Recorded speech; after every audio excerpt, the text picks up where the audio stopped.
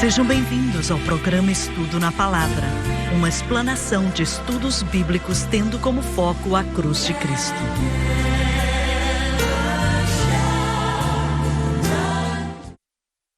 Bem-vindo hoje ao Estudo na Palavra. Eu sou o evangelista Jimmy Swaggart com Lauren Lawson, David Borg, Dr. Don Paul Gray, John Rosenstern e Dave Smith. É muito bom ter você aqui no programa, você é muito bem-vindo. E, por favor, quero te pedir, diga a outros sobre a rede Som Life de televisão, sobre esse programa e qualquer outro programa em nossa rede. Vai abençoá-los e creio que vai te abençoar também. Vamos continuar de onde paramos ontem, digo ontem, mas no programa passado. John, você mencionou algo sobre 7 montes. Você pode falar um pouco disso? Tudo se encaixa na ideia do dominianismo, da teologia do reino agora, e as 7 esferas de influência, às vezes, referem-se como pilares como educação, religião, família, negócios, governo ou militar, artes, entretenimento e mídia. Estes são os 7 montes de influência ou pilares que a igreja deve tomar e forjar no cristianismo. Então, o conceito é que devemos dominar a terra que Deus nos deu e o domínio para construir o reino de Deus agora. Então eles usam o termo construtores do reino, que muitas vezes é usado por aqueles que defendem esta teologia dos 7 montes de influência agora. E ficou bem famoso há alguns anos atrás, irmão Swaggart. Nos anos 60 havia um homem chamado Rosh Hashanah que falava sobre as leis bíblicas, que tentou fazer com que as leis do Antigo Testamento fossem as leis da terra, e isto incluía as penalidades. Por exemplo, se um homossexual fosse pego no homossexualismo, ele seria apedrejado até a morte, segundo ele. O seu genro, junto com outros, que trouxeram esta teologia e avançaram, criando até mesmo uma universidade que ensina isso. Eles não acreditavam. Aonde?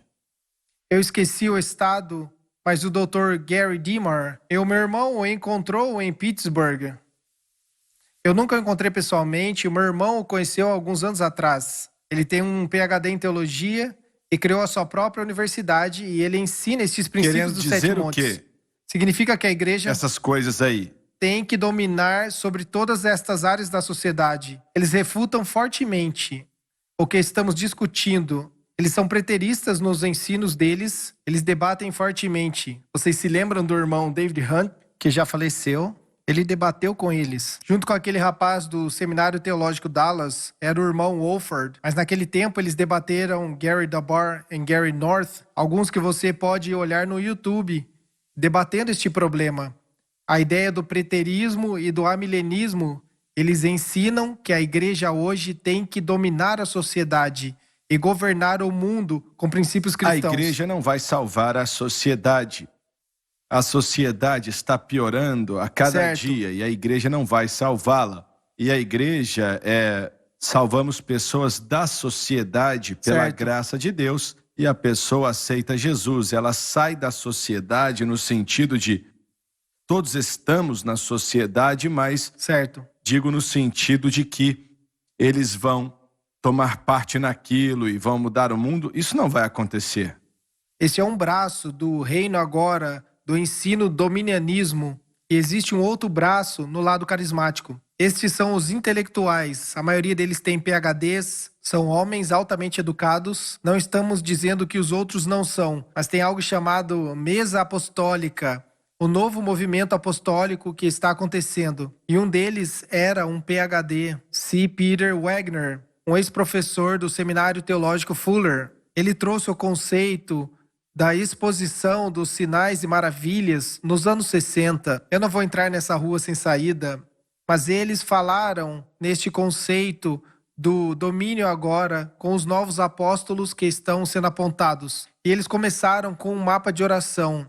Muitos irão se lembrar do nome T.D. Haggard. Ele tinha uma igreja no Arizona, eu acho. Colorado. Colorado, obrigado. Eles começaram esse mapa de oração.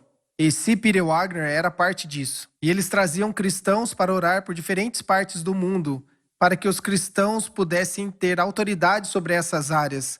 Eu não sou totalmente contra este conceito, mas a ideia é que havia forças espirituais que estavam tomando conta primeiro.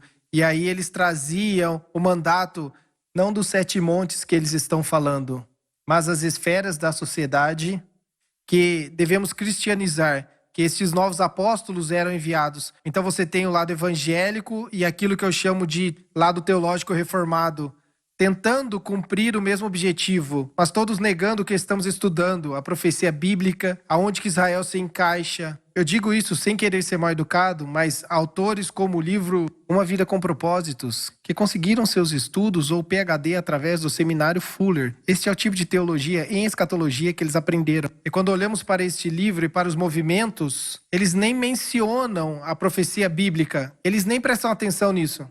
Mas voltando ao que falei no programa de ontem, ou no programa passado, que não se ensina muito sobre esse tópico. Muito pouco, é ignorado. Então eles não se importam com isso, não se encaixam em seu esquema das coisas. A preparação para a volta de Cristo tem pouco a pouco começado a se esvair. Houve uma grande ênfase no grande derramar do Espírito Santo na volta de Cristo, pois o derramar do Espírito tem sido visto como parte da promessa escatológica da volta de Cristo.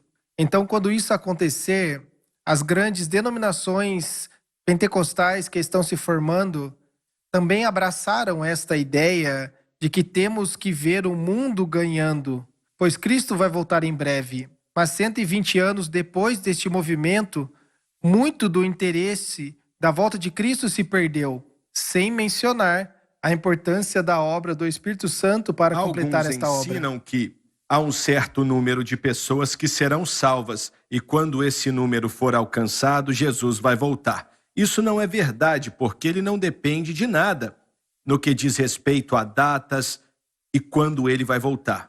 Isso é algo que alguém inventou. Certo, com certeza não tem a ver conosco. E eu sei que alguns anos atrás ouvi um certo pregador, ele não é bem um pregador, mas se eu mencionasse o nome dele, todos aqui iam saber, não vou mencionar, mas eu ouvi ele falar na televisão algo que parecia um exagero. Eu esqueci o número, mas ele disse, ano passado, 1 milhão de pessoas foram salvas, ou 2 milhões de pessoas. Isso é muita gente, e eu espero mesmo que isso tenha sido verdade, que realmente tenha sido verdade. Sim. Mas perguntei, de onde ele tirou isso? Porque ele não pastoreia uma igreja e ele não pregou cultos em lugar nenhum? Então, eu descobri que ele tinha essa doutrina em mente, que se você orar pelo prefeito e esse prefeito for salvo, quer dizer que a cidade foi salva. Ele pegou isso de Donald McGavran, que era um professor famoso do Seminário Teológico Fuller nos anos 60. E as suas ideias vêm dos campos missionários, que não eram mais salvações individuais, mas a salvação da nação. Então, se o prefeito da cidade era salvo, todos da cidade eram salvos. E o se o líder tribal da vila era salvo, toda a vila era salva. Então, você deve ir atrás dos centros de influência e aí, sim, tentar que eles sejam salvos. Isso está acontecendo Eu acho que foi parte do plano PIS, do Uma Vida com Propósitos. Ou tentaram implementar, quando deveriam implementar a paz com o líder da cidade, deve fazer amizades com as pessoas das vilas, ou os muçulmanos, ou um líder judeu, ou quem quer que seja, o líder religioso naquela área. Você faz amizade com eles para trazer este conceito da paz.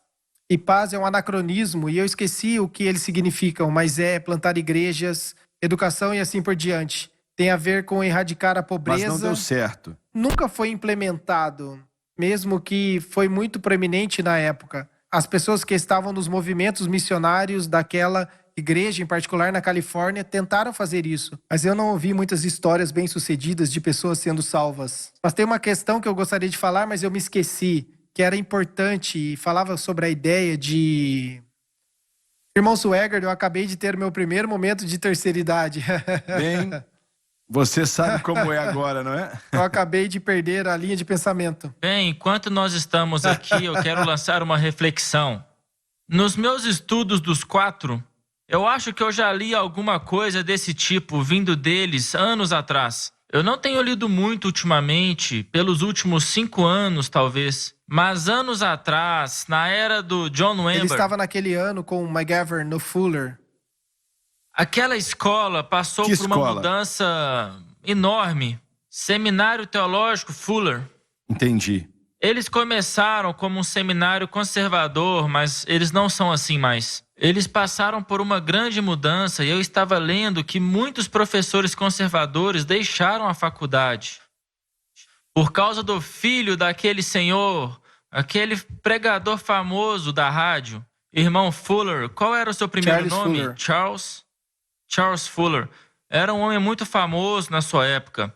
E seu filho Trouxe psicologia. começou a liderar a escola, mas ele era muito liberal e muitos professores deixaram a faculdade por causa disso.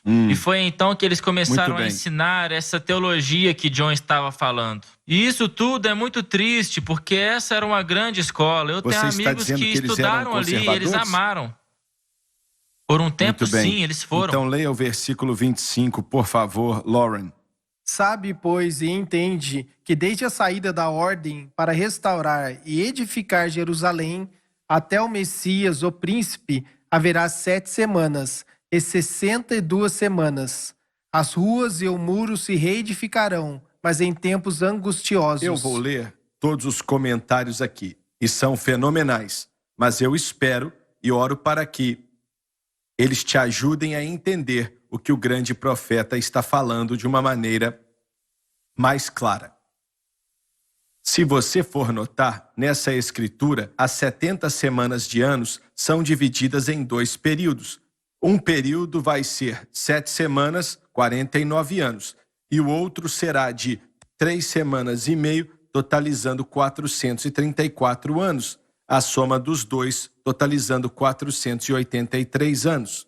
Quero começar do princípio e espero que isso nos ajude a entender do que o grande profeta estava falando. Ao notar no versículo 25, as 70 semanas de anos se divide em 2 períodos. Um, 7 semanas, 49 anos, e o outro, 3 anos e meio, 490 anos, totalizando 483 anos. Isso, junto ao mandamento de restaurar Jerusalém, é o princípio desse período de 490 anos. Desde esse tempo até o fim do tempo, foram 191 anos. O relógio parou e continuou várias vezes nesse período de 141 anos, totalizando 49 anos, quando a obra estava em progresso, compondo as primeiras semanas de anos.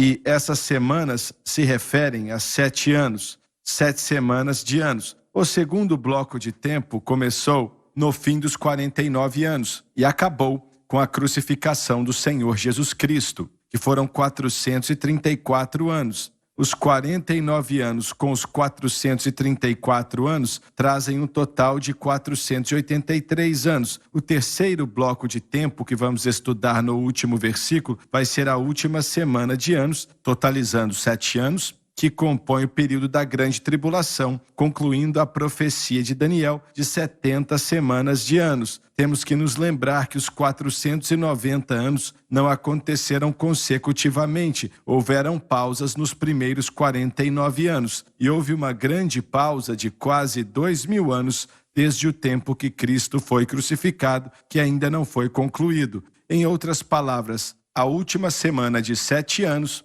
ainda está para acontecer, está por vir. Agora, isso é um pouco difícil de entender, mas em breve vamos entrar na última semana de anos, que vai ser o período da grande tribulação, que vai ser o pior tempo que esse mundo, esse planeta já conheceu. E, senhoras e senhores, nós ensinamos que o arrebatamento da igreja pode acontecer a qualquer momento. Sentimos que vai vir antes do período da grande tribulação. O mundo, então, a qualquer momento vai entrar no período da grande tribulação, que vai durar por 7 anos. Esses 7 anos serão o tempo da angústia de Jacó, como nunca antes. Se você acha que o holocausto foi ruim, isso vai ser pior. E centenas de milhares de judeus vão morrer durante esse tempo. E imediatamente após os 7 anos do período de grande tribulação, o anticristo vai aparecer tentando dominar o mundo e ele vai chegar muito perto de conseguir. Na conclusão da batalha do Armagedon, que vai acontecer no fim do período da grande tribulação, Jesus Cristo, na segunda vinda, vai voltar para esse planeta e essa terra. Vai ser o evento mais cataclísmico que o mundo já conheceu em sua história. Ele vai despachar rapidamente o anticristo e quem vai segui-lo, e despachar o exército do anticristo, e muita gente vai morrer, e vai demorar vários anos para enterrar todos os mortos daqueles que vão ter morrido naquela batalha. Vai ser terrível, mas nessa época Israel vai aceitá-lo como seu salvador. E verão o que fizeram, que trouxe muita dificuldade e muitos problemas para eles. Zacarias disse que toda a nação, todos eles vão se lamentar por ter crucificado a Cristo, e foi algo que trouxe muita dor e sofrimento para eles. E então o mundo vai entrar na era do reino milenar, que quando falamos da era do reino milenar, é a mesma coisa do reino milenar que durará 1000 anos. E acho que o Dave me perguntou uma vez, quando falamos da era do reino milenar, estamos falando do reino agora? Não, não estamos. São duas coisas diferentes. Esse relógio para e recomeça de acordo com o tempo, e agora ele já está parado há mais de 2000 anos. Mas, em breve, ele vai recomeçar a contagem. Irmão Swagger, deixe-me fazer uma pergunta, e talvez o Dr. Gray sabe também. Eu tenho lido livros que foram escritos no final da década de 50, logo após Israel se tornar uma nação, e parece que muitos pentecostais naquele tempo falavam que a Rússia traria a destruição de Israel. Verdade. Eu estou terminando um livro chamado Novo Dinheiro ou Nenhum, escrito por William Cantler. Você deve saber quem ele é. E no final do livro, ele traz este argumento de que a Rússia iria opor militarmente. Ele traz estas estatísticas das forças daquele tempo e eles estariam tentando conquistar ou destruir Israel. Em outras palavras, provocando estes eventos do fim dos tempos. Será que é possível que, porque isso não aconteceu naquele tempo, que muitos cristãos, no que diz respeito à profecia bíblica, meio que não acreditam nisso mais, pois era popular naquele tempo. Eu era muito novo, então eu não posso responder a isso. Rússia tendo um papel importante? Sim, a Rússia teve uma participação significativa naquele tempo. Muitos pregadores tiveram que queimar os seus livros. Porque O irmão J.D. Roy ensinou isso. William Kenelon também ensinou isso. é mesmo, verdade. Muitas pessoas ensinaram isso. É mesmo. Provavelmente eu ensinei isso. Era popular e eu me pergunto se trouxe desencorajamento para outros. Espere um pouco, eles estão falando que isso acontecerá e não aconteceu, obviamente. Foi algo constrangedor, então alguns evitavam conversar sobre isso. E eu cresci assistindo o seu programa e você falava naquele tempo, eu estou falando muitos anos atrás, fortemente. Nós tínhamos mapas na televisão. Há muitos anos atrás, quando eu me mudei para cá, foi assim que fomos ensinados. Havia os mapas, as mudanças que estavam acontecendo e explicando com muitos detalhes. Verdade, é mesmo. Mas muitos não fazem mais, você está certo. Não fazemos mais isso. E temo que a igreja moderna, ela seja ignorante em relação à profecia bíblica. Especialmente quando consideramos que 1/3 da Bíblia é composto de profecias. Eu acredito, irmão Swagger, que quando o seu foco está no aqui, no agora, o resultado automático disso é que você não vai enfatizar os eventos dos tempos. O seu foco está nas suas coisas, o que você pode conseguir agora, estabelecer o reino aqui e agora. Então, automaticamente, você vai negar as tribulações e esse tipo de coisa. Mas até mesmo nas igrejas que saem da mensagem da cruz, e vocês podem, porque eu não as visitei, mas o John já visitou, o Dave, o Lauren. Eu duvido que eles tentem pregar muito sobre profecias. E vocês não têm muito como saber, né? Porque quando vocês estão lá, vocês é que pregam. Certo, mas muitos pastores que eu conheço têm feito séries sobre Apocalipse. É mesmo? Ótimo, excelente. Muito Eles bom. têm... A mensagem da cruz te prepara para aquilo que você não estava preparado. Este é importante saber. O poder para ser transformado na imagem de Cristo é para aqui e agora, mais do que outras coisas que podemos ter e o que Deus pode fazer por nós agora e quão grande Deus pode nos tornar. E eu acho que a mensagem da cruz, a transformação do cristão na imagem de Cristo para o fim dos tempos, de mãos dadas, como se fosse a mão e uma luva. Pois está chegando um tempo e um dia onde este processo, que não é fácil nem simples, será feito. E eu estou esperando por isso.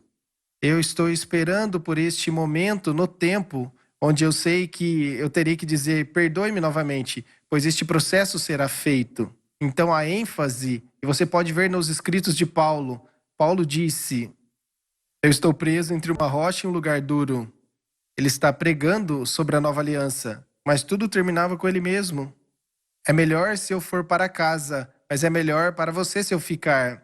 Então nós vemos, então o seu amor por Cristo e o seu desejo de ir para casa provavelmente foi iniciado pelo processo constante sem fim de ser conformado à imagem de Cristo. Os dois devem andar de mãos dadas. E também o evangelismo. Quando nós colocamos o nosso foco e colocando os nossos reinos, se podemos dizer, para produzir o reino que Jesus quer. Quantas vezes nós já falamos esse versículo? Aquele que tem nele essa esperança Se purifica. purifica a si Certo. mesmo, certo? E isso liga o presente com a sua vinda. É mesmo, verdade, exatamente. Irmão Swagger, em algum momento, discutir sobre Gog e Magog talvez não caiba no texto agora, mas em termos de Rússia e no envolvimento Alguns dela com o disseram nosso que tempo, esses nomes, eles caracterizam cidades na Rússia. E eu acho que não, viu? Eu tirei minha informação, e não me importo em dizer que foi do Finding Janis Jake. ele foi o professor do J.D. Hall Certo, e ele também. ensina o quê? Profecias. Não, sim, eu sei, claro, mas estava falando de coisas específicas. O Dake não ensinava que isso tinha a ver com a É Rússia. verdade, ele é contra isso. Não, Eu li em algum lugar que Gog é um outro termo para a Rússia, em alguma província que há por lá, na região de São... ele disse que, na verdade, caracterizava as nações gentias do mundo. Isso é o que eu me lembro, eu não tenho as minhas notas comigo. Nosso tempo está quase se esgotando, mas a ideia é que Gog e Magog é o urso que vai descer do norte. Nós vamos falar sobre Nós isso te amamos, depois. obrigado por nos assistir e não perca o próximo programa.